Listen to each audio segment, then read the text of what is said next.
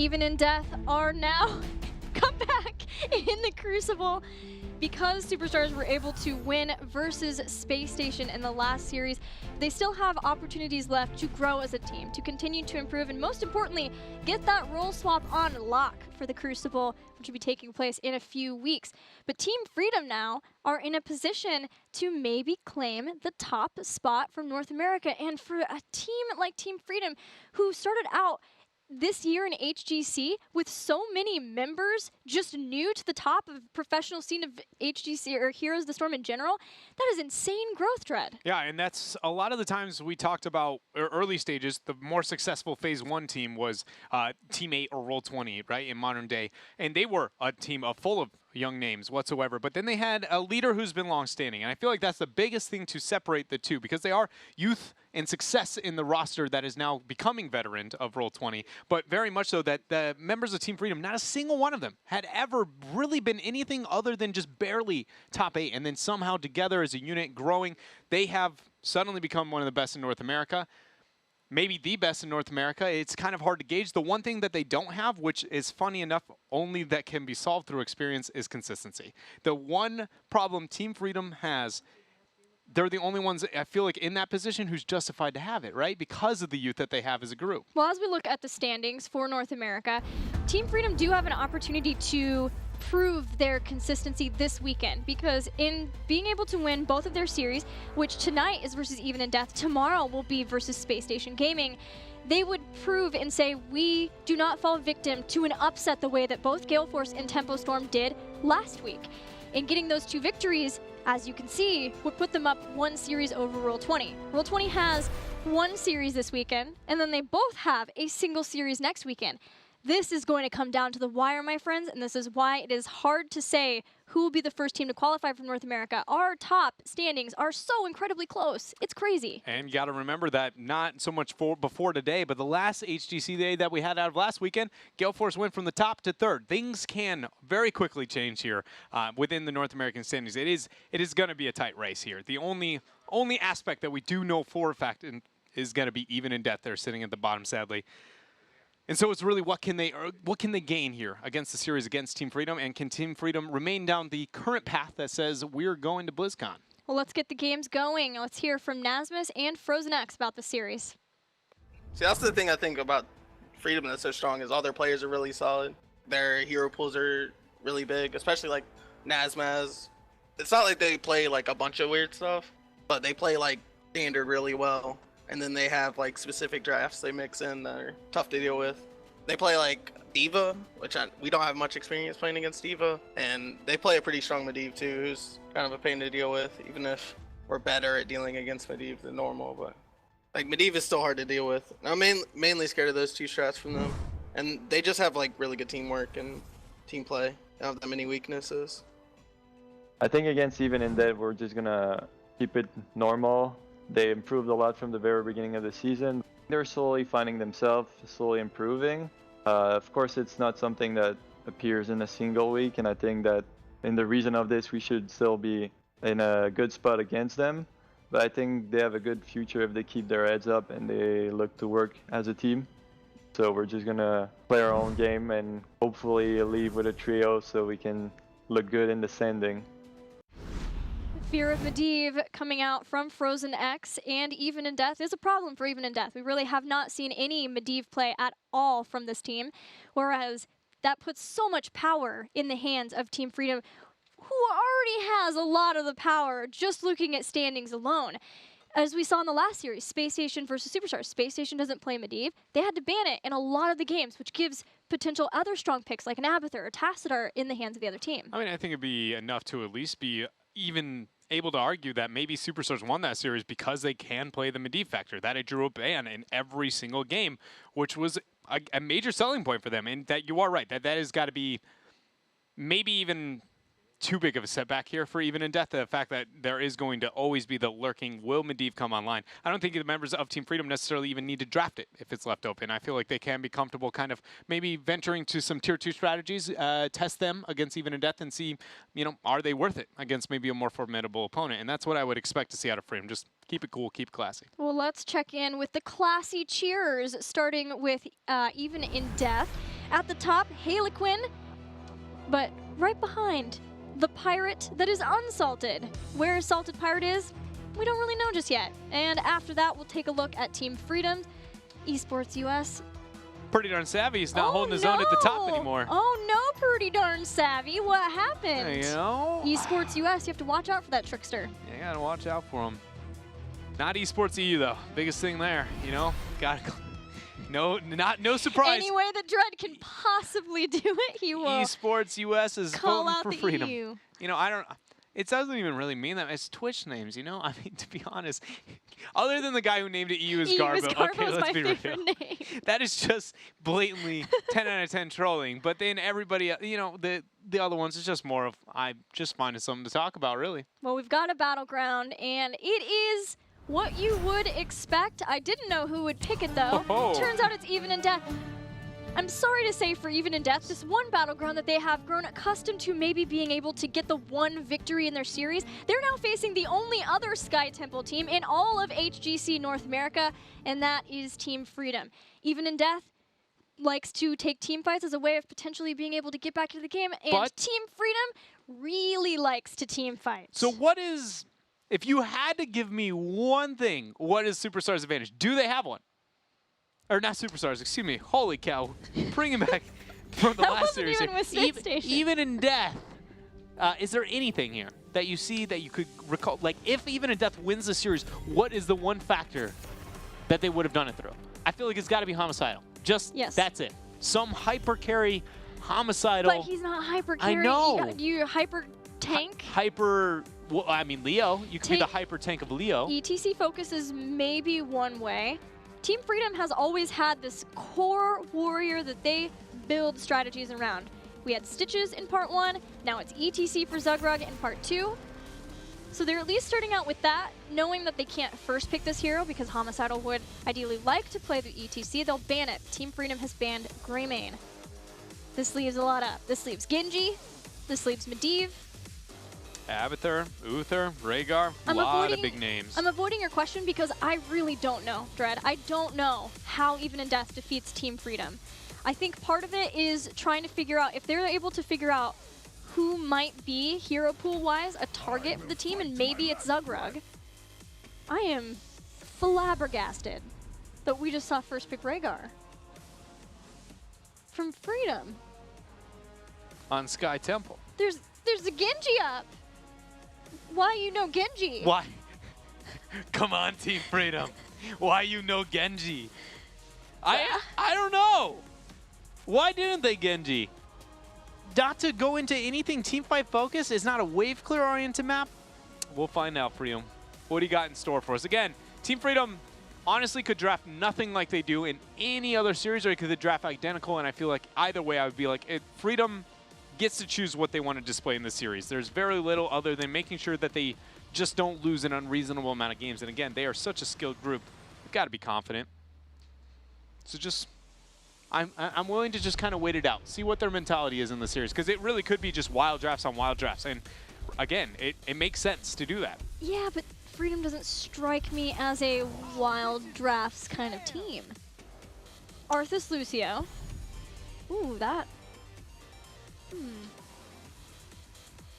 Higher Lucio value than we've seen almost ever, but with a high Rhaegar priority, it's not that surprising. The Arthas pickup, not that different for Even in Death. Battery plays that quite frequently as a hero for them, but the priority again, with some of the major OPs, as we were talking about before, being picked up. I mean, Tassadar is nowhere to be found on a map like Sky Temple. Surprising. Very much something unfolding here, and I feel like this is a bit of the patch. That looks more normal for Team Freedom. Dahaka Vala is a rotation that makes me feel like everything makes sense now. The Rhaegar first pick is a bit different. Maybe that is just... They like ETC Rhaegar. They've been playing a lot of Rhaegar. They can't get ETC. He's already been banned. They take Rhaegar there, and then they follow up with Dahaka Vala.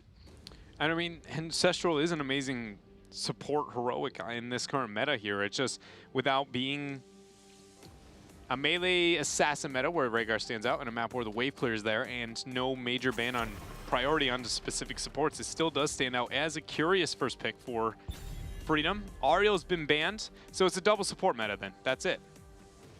That's got to be the fear and the priority. Which makes a bit more sense. We haven't seen that from Freedom, but Even in Death has been playing that already. They've already been committed to that meta.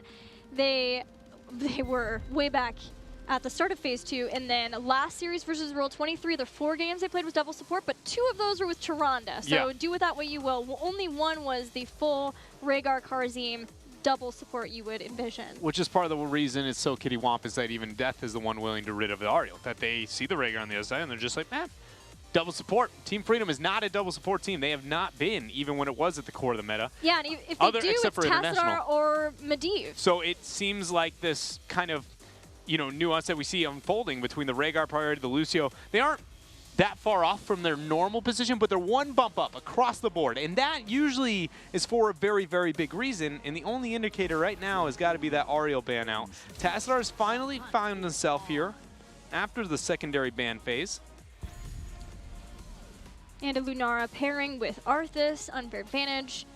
The bonus damage off of slows, the combo of slows together mixed with the speed boost of Lucio that he can give to Arthas will make Arthas in a powerful position in team fights. Final 2 picks for Team Freedom. We're waiting on Zugrug's hero. I mean, generally, could still a new Barak. If he doesn't, might be possible. It's got to be a new Barak, a Murden, or a Varian, I feel like, out of one of those 3. Because whoever that last pick is a hyper carry, and Varian counters every single one of those, or at least can deal with them rather effectively. If not, Murden's the next best. He provides a double threat. I do think Murden probably stands out the most. Do you think that Even in Death is in the position where they can draft a hyper carry there? I mean, it's... Because of the way that they swapped roles with Homicide on Battery, I just don't know if they've had Tracer, enough time. I think anybody can play. I just feel like there's no way you go walk in and be like, we've never been able to play a Task Tracer composition. Illidan is a beast of its own. That disincentivized the Illidan, so it makes Tracer look a little bit less convenient too. But they feel the same way. Everybody is all voted towards hyper carries are a thing right now. Double support. There's no way commit to macro play now for Even in Death. Honestly, the only thing I see left is like, how do you win this game? How do you make up for it now that you don't want to commit to the double carry? Is like something weird like a Zeratul Isolation composition, but you have Tassadar, no follow-up burst immediately. Sonya maybe would be one of the better ones to not be auto-attack centric. Probably Sonya, actually. Probably get the movement speed, synergize with the Arthas, have the Tassadar shield, Lunara slowing things down. Then you have the W to smash through the blinds and get pressure onto the double front line.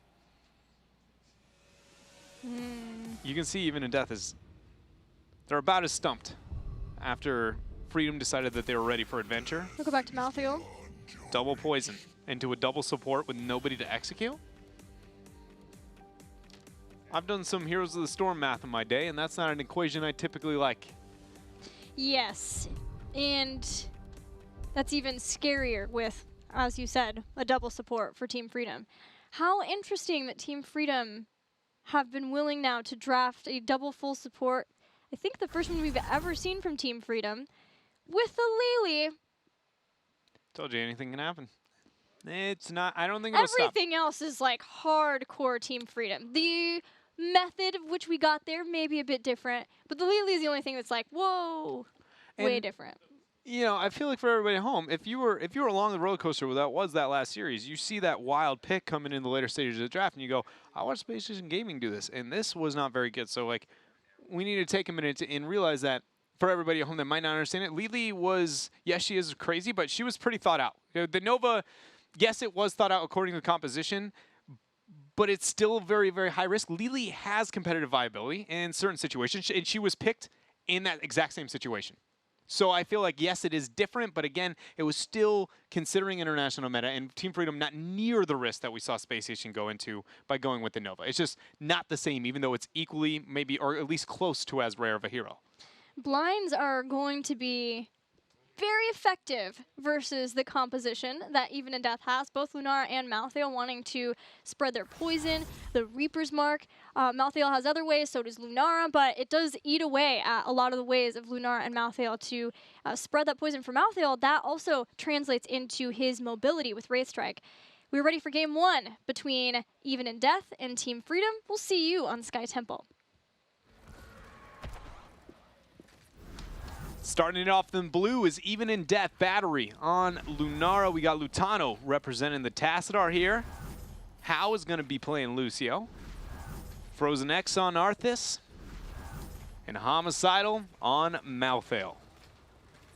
And for Team Freedom, in the red collusion, we'll be playing that first pick, Rhaegar. Zugrug playing Muradin. Up next, Dahaka, played by Kier.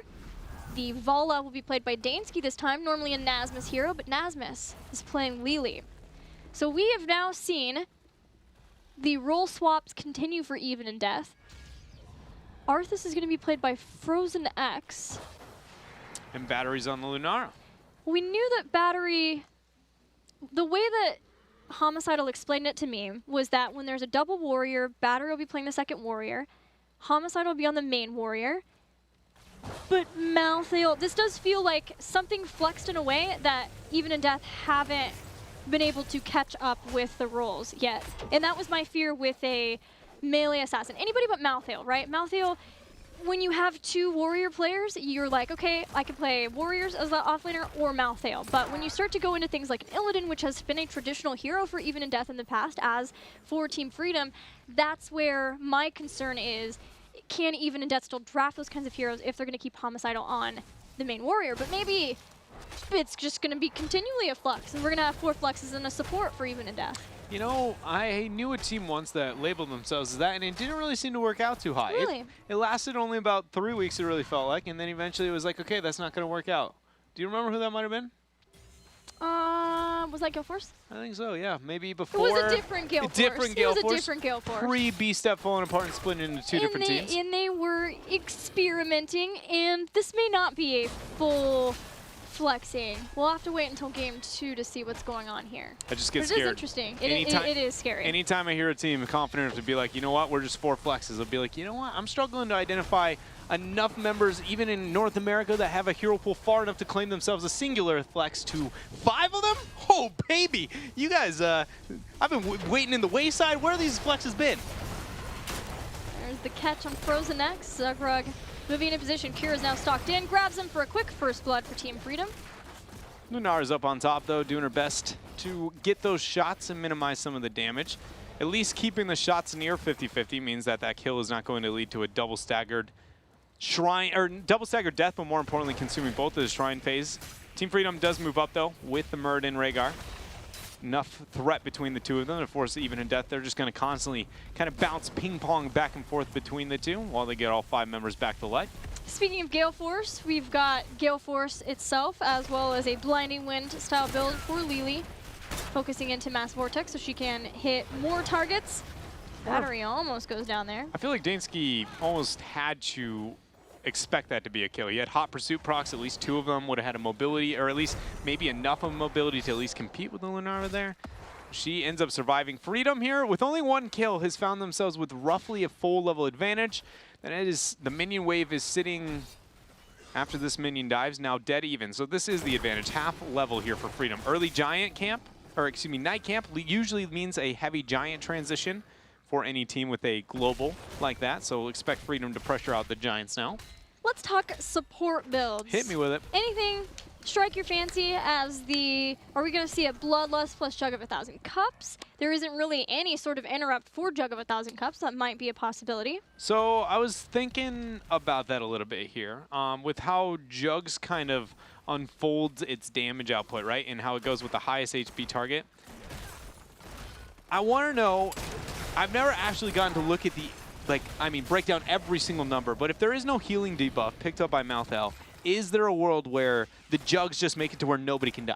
Because you're just ticking down the weakest target, and he's trying to prep everybody to go down, and then suddenly, you know, everybody's sipping a little bit of tea, and then you're good to go. You're ready to make things happen here. I do feel like it's probably going to be a Water Dragon, maybe a Jugs if they're really afraid of it. The Jugs would be the safest in how it deters down the HP. But I like Water Dragon the most just because, let's be real here, Freedom, they've got to feel pretty confident, and I feel like Water Dragon sends a message, and it has a single target burst that Malthael might have to respect a bit more. But Jugs makes a safe play. Yes, now seeing Touch of Death, though, and the idea of Jugs versus that 50% healing reduction, I almost think that if they have Ancestral, they can hold off mostly until making sure that the main, the Pry, there's only really going to be one target, right, that even in death can even get close to killing. That's how the double poison composition works. So they have Ancestral for that person, and then they have Water Dragon for the moment the Malthael dives too far forward or Arthas dives too far forward, and they just obliterate that person, and then they drag him back in for more damage. If they don't, maybe that's the play. Might be. The play right now for Even in Death seems to be zoning off on this bottom shrine. Dahaka is brushing, stocking in. How? Able to boop away. Frozen X now seems to be the focus on that Arthas. They go through the shrub. Drag's used. Homicidal's trying to flex off there. Got a little bit of his mark passed on to the members of Freedom, but they're full level ahead now. Looking to back out, get a tap, and now reinitiate. Even in Death, if they fail this next fight and lose too many members, this game is about to get just flat out of control. This is right at the brink that they cannot mess this up. Even in Death are at a breaking point, and it's about to get worse because they have already lost Arthas with that fantastic drag by Kier. Now Homicidal has a lot of Reaper's marks in a way that he can Wraith Strike completely over the members of Team Freedom, and for a long time he survives, but finally he is brought down by the members of Freedom. Oh, wow. Are you kidding me? Oh, they got baited so hard. I've never seen that in my life. I've only done that once, and that was like, I'm talking alpha. That was the juke as a center. I can't tell if they just accepted it. He's like, yeah, he's in the shrub. Let's just go take boss. But it doesn't matter. We'll just get a boss and then the rest of this temple. Lutano made it out on the Tassadar with the dimensional shift. But things are still grim. Well, you know, it's Jug of 1,000 Cups and Ancestral, but Isolation for Dahaka. I do like Isolation in this situation. When you have that double support, it makes a lot more sense. Just focus on getting either the Malthael, the Arthas, or the Lucio, and as long as you hit one of those three, the odds of you just dominating a fight is being very, very high, especially if it's pre-heroic choice. But a full level and a half lead, even in Death. The boss pushing up on bottom. Team Freedom split pressuring up on top. Essentially not wasting a moment. This is with a double support, double warrior composition. You still see them being extremely aggressive with their transitions. Yeah, and that has been the profit of boot camping in Europe. It feels like Freedom had an issue with macro game, but their team fighting was just about unrivaled in North America. And then they went to a boot camp in Europe. They, for lack of a better term, got their butts kicked by a bunch of European teams. Well, they learned from them. They learned a lot. And by the time that we got to the Western Clash, there were already European teams just talking about how respected Team Freedom was and the things that they were able to do, the macro game, their ability to keep up with rotations. We heard that from Team Liquid, a team who plays a lot of split pressure, a lot of specialists. They've got their Vikings, and that Freedom were able to keep up with that. And the minute I heard that, I was like, oh man, somebody has helped Freedom with their weakness. They might just be an unstoppable team in the North American scene. And they've looked pretty close to it here. There's been some bumps and bruises, but for the most part, it has been a very successful, mission back to North America here for Team Freedom as they're getting to invade this camp. Homicidal just trading there with Zugrug as they have the Ancestral if necessary. Isolation, Rain of Vengeance follow up, Jug of 1,000 Cups. Malthael's already down, so no worry about him at all with that kill. Lutano here with that Tassadar still left in Archon form. 13 talents here, just about to be locked in. 14 seconds away before the double Shrine phase is online. To keep disadvantage, Knight can't pressure up towards top, and more importantly, a global mismatch for Even in Death here. They're going to have to, show signs of life even in Death in this game, and more, maybe in the series, because it's getting out of hand. All after that bottom fight was really kind of the breaking point here, and now the fact that Even in Death is willing to 5-man commit towards Cure, it shows that they're desperate, because Freedom hasn't even started displaying themselves up on bottom, which means this is going to be pain for Even in Death. Frozen X could have maybe followed up with the Howling Blast the slow, but seeing that the rest of his team was in trouble from Freedom's rotation back up, Rain of Vengeance again catching Homicidal, but this time he has Tormented Souls. Look at the healing debuff. Malthael's already fallen, but still, even with a 5-man touch of death, Freedom sustains through it. Kira's out of here. This is the downside of the double support we were talking about. 2 poison heroes. That was a max value Tormented Souls. Thornwood Vine hit about as many as you could hope for, but double poison into double healer. Double healer seems to be the one pulling out on top. But talking about healers here, Collusion's in a terrible position, trying to kite away, dodge the Howling Blast, and that is going to allow him to escape here. Very good job from him. And the members of Freedom now are just going to get aggressive. Incredible zoning from Zugrug as he jumped in to save Collusion, and then the follow-up supporting of Nazmus. If you can't Ancestral yourself, you could at least get the counter healing from the other support. And because of this, Kira never had to leave the bottom shrine. So the temples siege on against the keep structures of Even in Death. A 3-level lead, 0 kills for Even in Death to 6 of Team Freedom. When does the next boss phase spawn, Gilly? Because I have a feeling Team Freedom's asking themselves that exact same question. 51 seconds before the next boss phase, 2 talent tier advantage. That's not something we get to say too often, you know. Can flaunt that out here as Team Freedom is establishing dominance on the territory. No Lili or Dahaka for them in the skirmish on mid, so they do not want to take that. Did Kira mean to stop this temple? Yes. Okay. Here he goes. No Stormbolt, no drag, just barely. The 16 to the 12, Team Freedom. Do you... Okay, well, let me put it this way. I think they intended to. But depending on their decision-making over the next couple of seconds, I can tell you the exact thought process they had. There's about 4 different plays they can make with this Shrine Hold. The one I was hoping for was lethal, but it looks like that they do not have that in their thought process by considering they're willing to pressure out here on bottom. That would have been only if they had waited for the boss to spawn, capture the boss, finish the shrine, finish the keep, all in with the boss on core. They might if they just get enough kills. Sound Barrier is too late to save Lunara, but maybe what helps Homicidal live? He hit a lot of people with Tormented Souls, but still juggling the 1,000 cups in the back, keeping Team Freedom healthy. They Frozen just can't X even dives teamfight in. him. Dansky fully healthy as he sieges right back against Frozen X. Zugrug dives forward and takes out Arthas. Very well done from Team Freedom. And really, honestly, a lot of that is just a stat advantage, a talent tier advantage.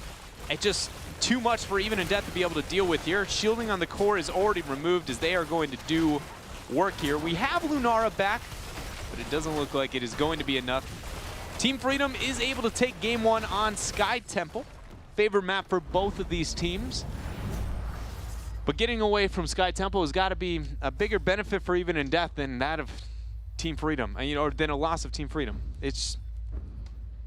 I just hope that that is not indicative of the remainder of this series here. 12 minutes and 3 seconds in, 9-0. Actually, that's not true. We just had this conversation. I hope it just keeps on rolling through. I just don't want to say that because everybody, again, most people don't really like the, the dominance. It's like Even in Death, and everybody feels for it. And don't get me wrong, I love Even in Death. I'll tell the guys right now, I want to see Team Freedom show dominance. If they're the one of the best in North America, if you want North America to do well internationally, I feel like a lot of people at home want Team Freedom to dominate this series. That is a strong indicator.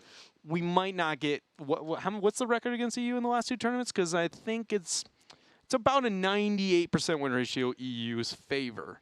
Do you count games? Well, if we count games, then we kind of have a chance. But then when we don't count games, we got a good old egg. Goose egg. I think we've got 3 to 4. It's a bit more than that. I forgot over the last